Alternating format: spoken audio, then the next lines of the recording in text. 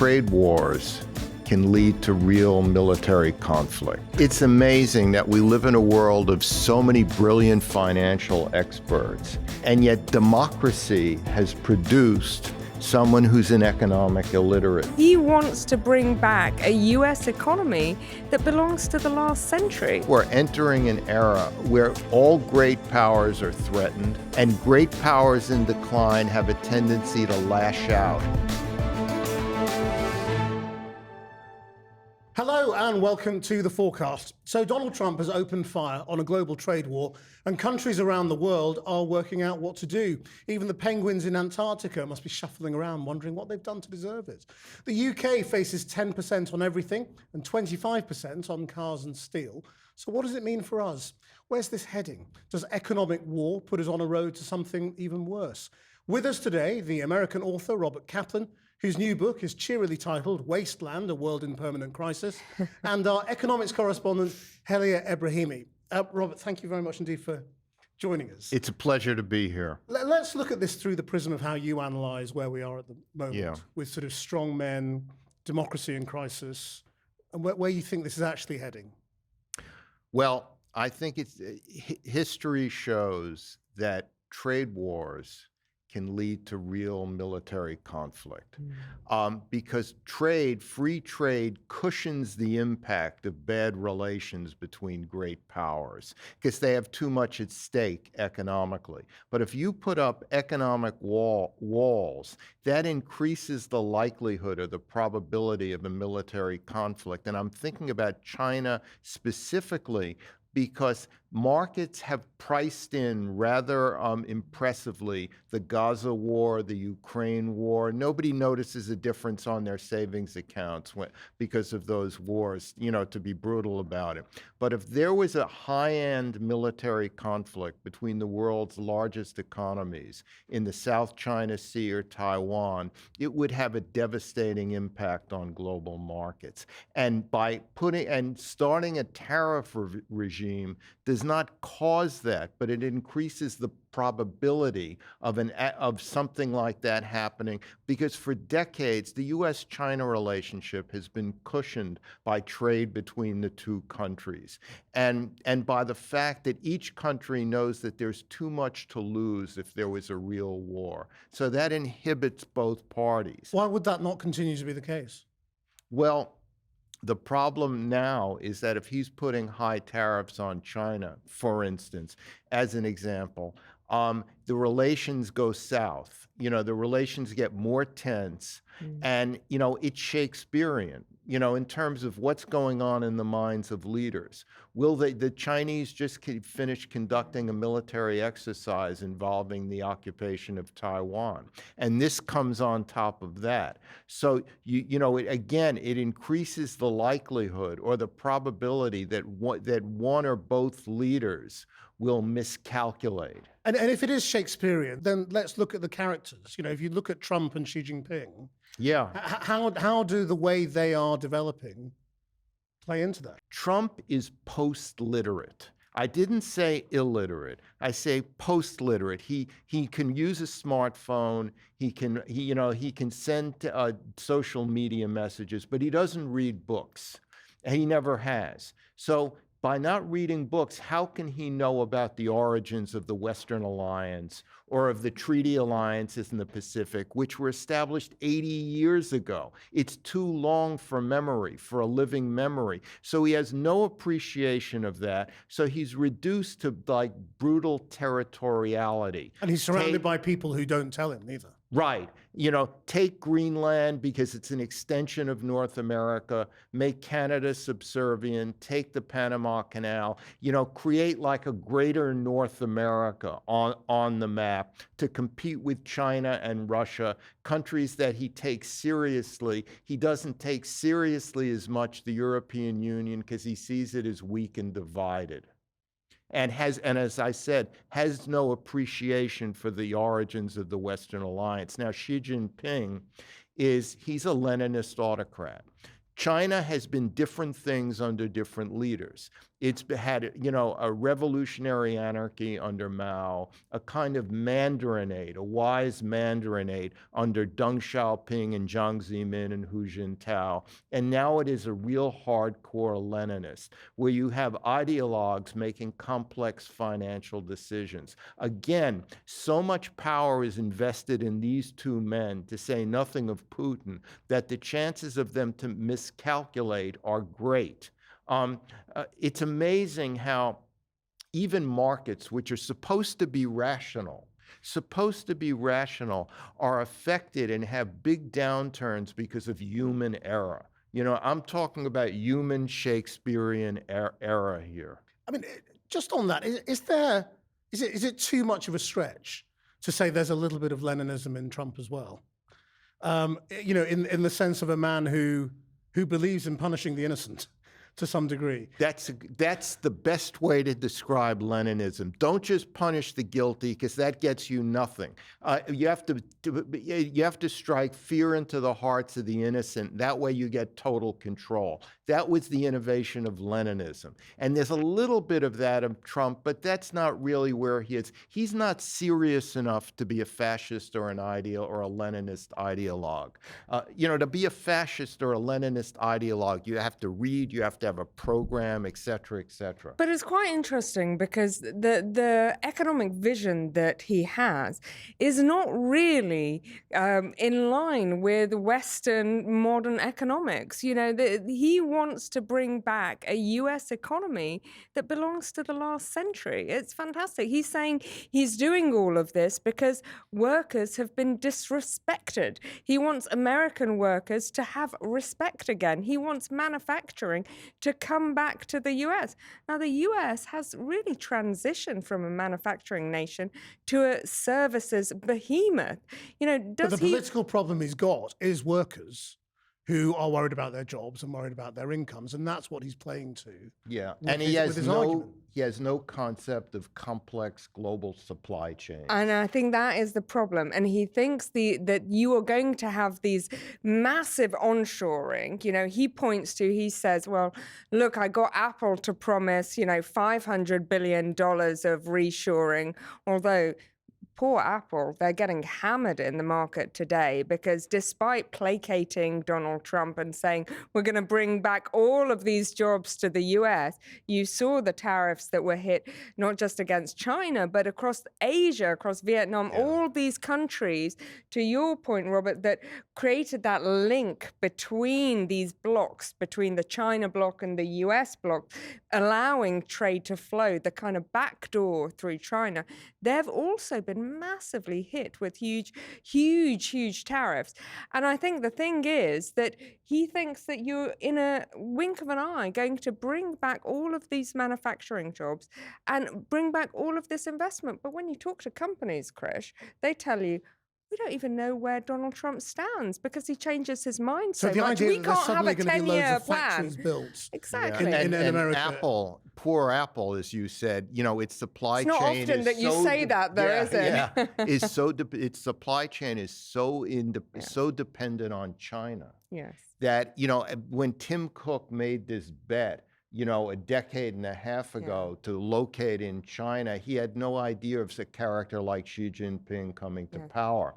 So, so it really affects them as well. But they have tried to work with Trump's, previous Trump 1 type of tariffs and get some of their manufacturing, which has happened across not just Apple, but a whole bunch of American companies, where they've taken Chinese manufacturing and parked it somewhere else. And that is also in the crosshairs now. But, Trump would tell you, look, we've got, even LVMH is talking about beefing up its production in the US. But I think to the core of the economic issue is, you said there's a political issue because, the MAGAs love those manufacturing jobs. But how many of those jobs are really going to exist? Because if you are going to build modern factories, they are not going to be labor-intensive factories. No, they'll be AI intensive. Exactly. They'll be AI intensive. So who are going to get these jobs? So at the moment, because his argument, when he stood there with his board, and he said, well, they charge us 67%. And Gotta love a man with a board. And, and he laid it out. You can see why it might have seemed persuasive to some people who haven't yet gone to the shops and seen their prices going up. When is that going to happen? Well, look, in terms of prices, it's going to happen in the US. It depends how much the companies pass on. Remember that this is a tariff. We're talking about potentially $700 billion of tariffs that the US is going to collect. So is that a big win for Trump? Or is that $700 billion going to be passed on to US consumers? Are they going to have to pay more? For car industry, for example, analysts think that cars at the top end will now cost $10,000 plus more. And even at the bottom end of the car market, it's going to cost $1,000 or $2,000 more. And it's not just that it will cost more, it's that people will stop buying cars. It's not just, okay, consumers will just, stump it up and it'll be out of their pocket. They will actually stop buying these products. There's very few economic decisions from the average American consumer that have so much symbolic effect on their lives as the price of a new car.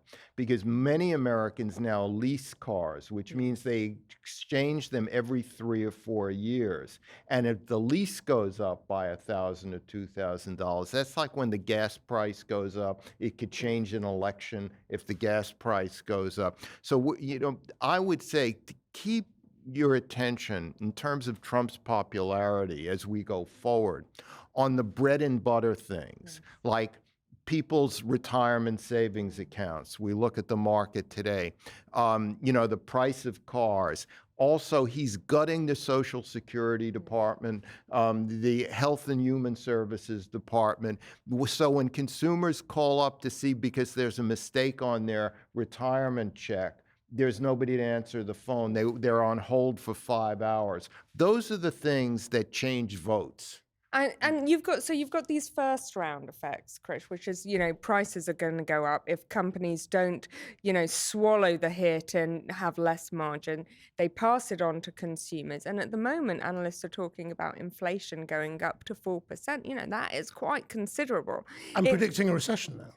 Predicting materially a bigger risk of recession. So one of the caveats, I would say, and there's been a bit of chatter from the administration today, is don't look at the markets, because we're going to give all of that money back to you, the US citizen, through tax cuts. So I think that is an interesting thing to watch and will impact how, big a risk for recession there is. And tax cuts will generate a higher deficit, which is irony. The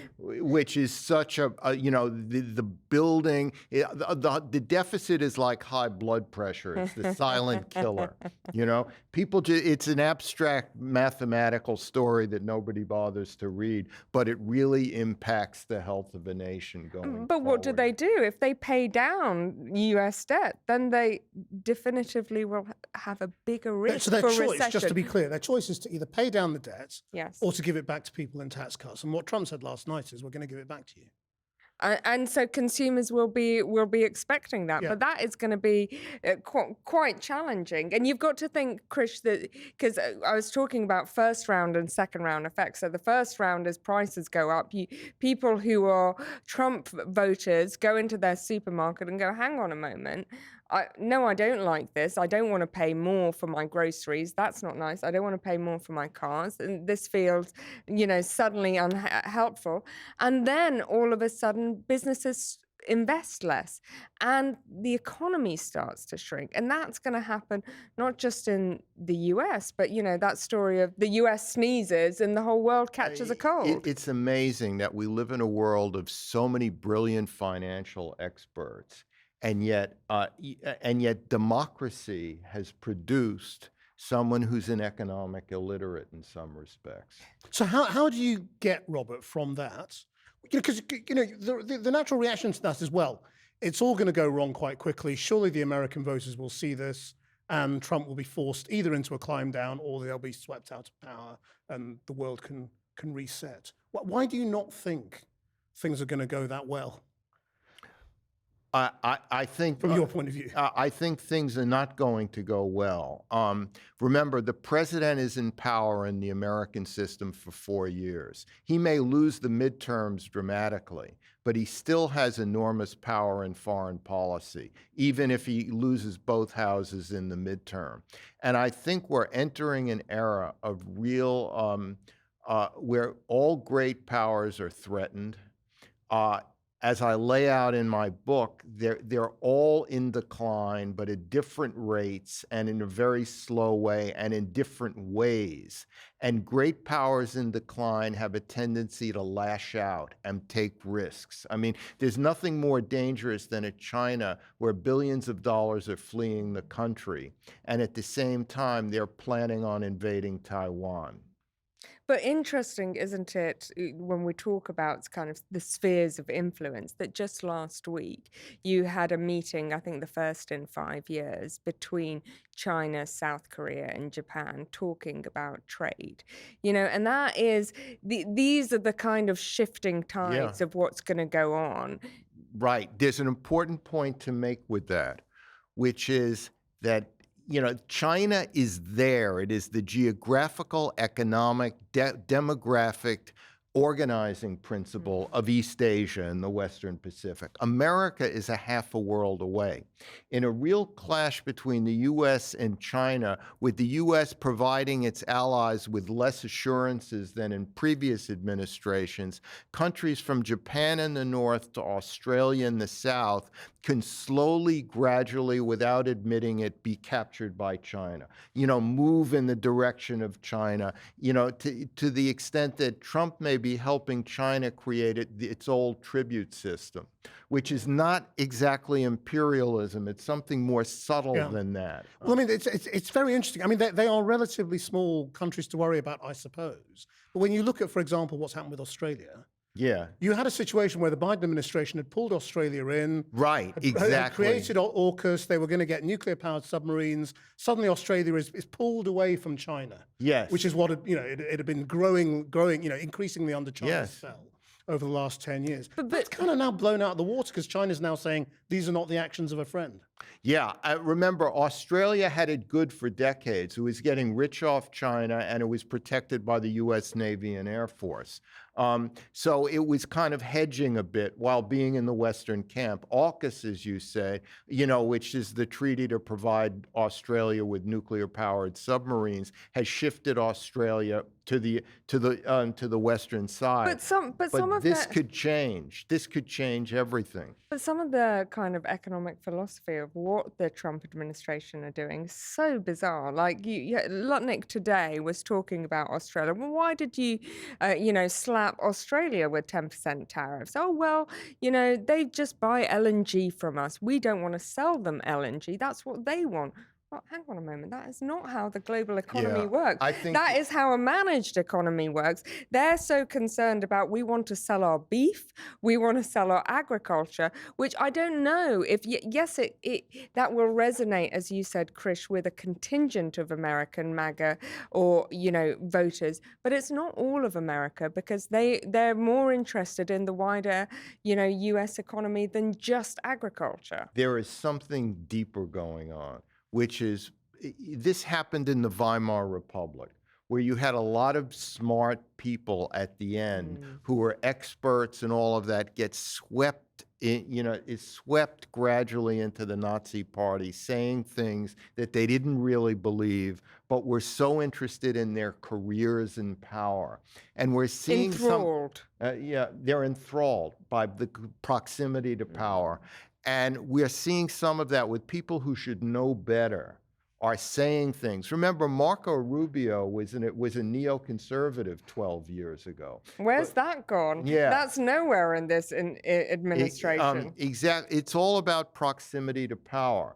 You look at these tech billionaires, that tableau of the inauguration. Never has there been this much collusion between massive wealth and political power as now, where you take people who are worth tens of billions of dollars, yet they feel the necessity to get on their hands and knees before Trump, who may be broke for all we know. His finances are so complex. The other thing about this that makes you wonder is quite a lot of the theoretical upsides are long term. They are not likely to materialize in the next 2 to 3 years. Yeah. So these do not look like the economic plans of a man or a movement who think they're going anywhere. Yeah, that's absolutely true.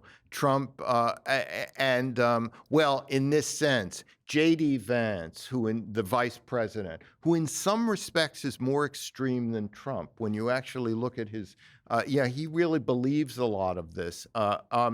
He's only in his mid-40s. He can run for president. He could be a president for 8 years, and the Trump party could be in power for 12 years. But Trump, as you said, is not laying the groundwork for that with this. But the rhetoric will be there, Chris. Yeah, but I brought these many jobs. What you mean by your comparisons to Weimar, and sort of where that really takes us with Weimar led to Hitler. The world, the United States and the world are not going to have another Hitler. But if you look at the patterns of how the Weimar system, ended, and how remember, Hitler was very popular. Had he died in 1938, he would have gone down in history as a fairly popular German leader who got back lost territories, revived the economy, and did things like that. So it's like Weimar in the sense that it's a human proclivity that people brilliant but are absolutely obsessed with their careers and their social position get swept into this wave. And I think the Lutnick comment is very symbolic of this, because he should know better of all people. And the language that the administration are using is that America has somehow been ripped off. I mean, if we've been ripping them off, we've not done a very good job, because they're the wealthiest nation in the world. But that they're being abused, that the whole global economic system is built on the back of ripping Americans off. This morning, they were saying again that, it's not just tariffs that are a problem. It's all the rules that different countries bring in, that are barriers that somehow subsidize our national interests above US interests, and that is the dragon that Trump and Trump's administration has to slay. That is not a realistic that kind of portrait of what's happened. But there is also a logic for the MAGA crowd. If you look at the trade restrictions India imposes on America, and lots they don't buy American corn, so that's why, or whatever it might be. That you go, well, hang on, why are we not charging something similar? That is a difficult one to answer, I think, when you look at the protectionist policies of other countries.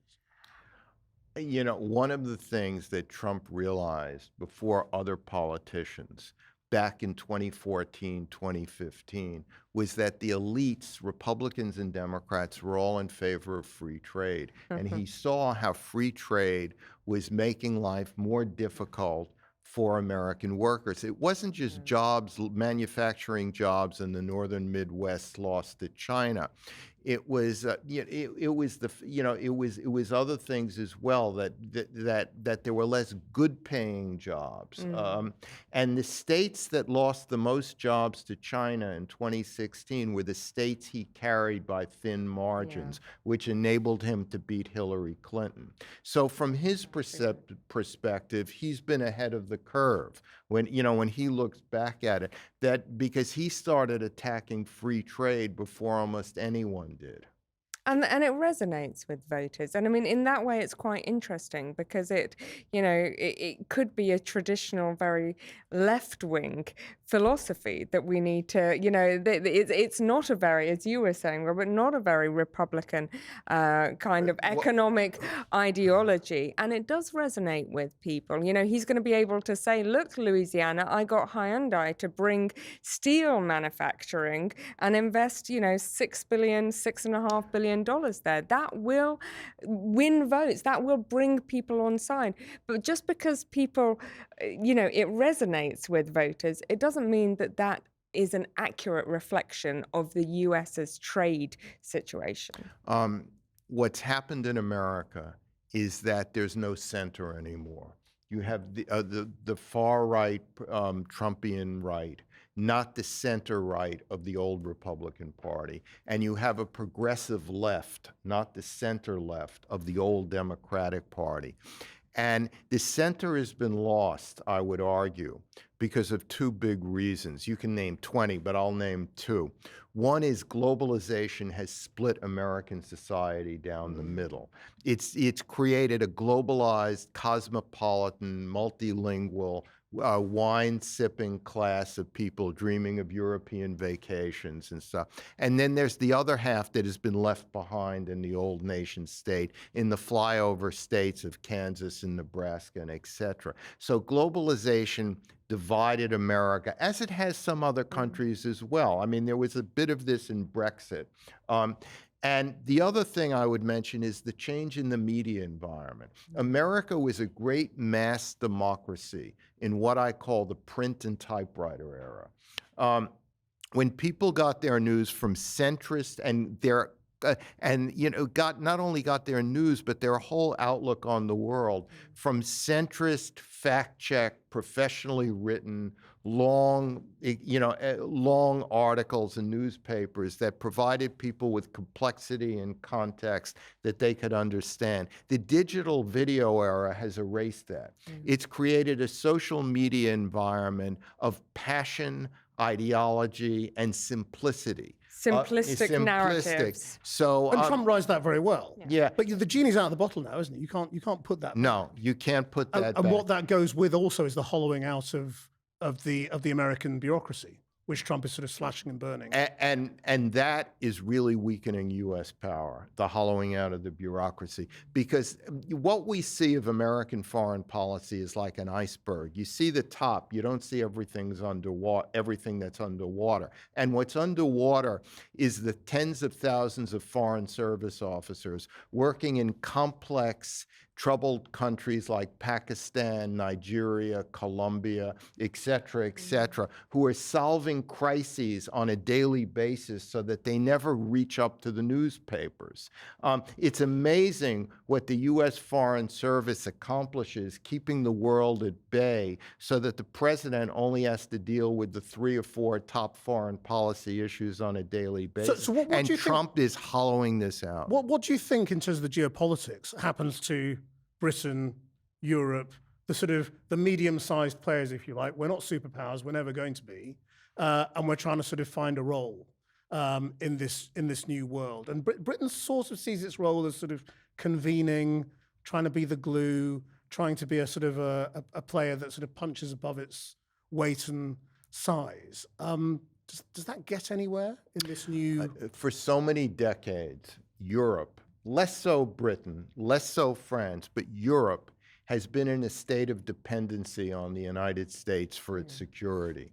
And that's lasted 80 years. And 80 years is a long time, And so getting its act together to produce a military, a capable pan-European military, it's not just a matter of budget procurements. It's a matter of a mentality of producing a military that actually fights, not just like UN toy soldiers in southern Lebanon. So I think that's the silver linings argument. Could everything that Trump is doing, are there some repercussions that could be positive in terms of defense? Has it catalyzed Europe to do what it should have done a very long time ago? Does it catalyze Europe to think economically very differently. We had the Draghi report a while ago saying Europe was inefficient. Maybe this is an opportunity to say, what can we do to be a kind of economic force of the next century? You know, you think about kind of American hegemony, and a lot of it has been through the big tech companies. Something that has sat politically a little bit uncomfortably with Europe is now the moment where the economics and the politics work side by side. This is where I think this is slightly sort of fairyland, because in your argument, all the great powers are in decline. Yeah. And the truth is, so are the medium-sized and small ones. There's nobody really in the ascendancy in this world, is there? I don't see it. The one silver lining that I see that's going to happen over the next 5 years, and it's a region-wide thing, it's not a global-wide thing, is I think that of all places that can have a democratic trending upheaval and get rid of a tired regime, it's Iran. And Iran has 85 million people, highly educated, waiting to be unleashed into the global economy. And I think Iran is at the end of what will go down in Persian history as the most destructive, tragic regime in memory. And if Iran changes, the whole Middle East changes. Well, there's some speculation that that might also be what Trump has in mind as well. That's, you know, that sort of military action on Iran. Well, I'm not talking about a military action, because a country of 85 million, you're not going to invade and dominate. I'm talking about an internally driven upheaval that is very possible. Remember, Iran is the land of demonstrations. They demonstrate all the time. Demonstrations that have been brutally suppressed. Yes, but we haven't had a big wave of demonstrations since the Israelis attacked Iran, since Hezbollah has been virtually destroyed, since Hamas has been virtually destroyed. The regime is perceived to be in a much weaker and more vulnerable position than it was before. At some point, demonstrations may topple the Robert, regime. you're both simultaneously very positive and actually outglooming me on the global economy. I mean, I think there is chance for Europe to collect itself. You know, these are moments where big leaders, big thinkers can make a difference. Look at the German economy and the two big assumptions they made, which was that we will have US security forever and ever, and we will be able to rely on Russian energy forever and ever. That was a mistake. That is not the new world. But we are in an environment where technology is changing. Look at what's happening with AI. You know, US search is not necessarily dominant. Look at what DeepSeek is doing. It shows that there is a potential, the shift, the kind of technological, I know you're saying this is all fairy dreams, and we haven't done it. Europe hasn't managed to do it yet, but that is because it was only a political ambition. And what I'm saying is there is now an opportunity where you say, if your back is against the wall, all these decisions suddenly become more attractive to invest in. No, my fear is that it's all different levels of negative. You know, and that none of this is really, you know, there are no winners here. This is all just sort Mark of Carney might disagree degrees. with you. Well, he would, but I mean, he's well, yeah. Well, look at the position they're in, and you know, when it comes to doing deals now with Trump, if you know, Britain's going to try and improve its position, there is no win. It's just different degrees of cost. We're going to either lose tax revenue by giving it back to the tech bros. We're going to flood our markets with American agricultural goods. You know, there is nothing good that comes out of this. Well, what if it's closer relation? What if it is to catalyze us to have closer ties to Europe? And I'm not disagreeing with you, but the reality is that Trump is empowered. These are the actions he's taking. I think it's up to the world to respond in a way and think of where are the opportunities. Just finally, I mean, you know, if you think that, you know, these dips, you know, if this is a Weimar period, the response will eventually be to turn around and rebuild institutions and rebuild democracy. Yeah.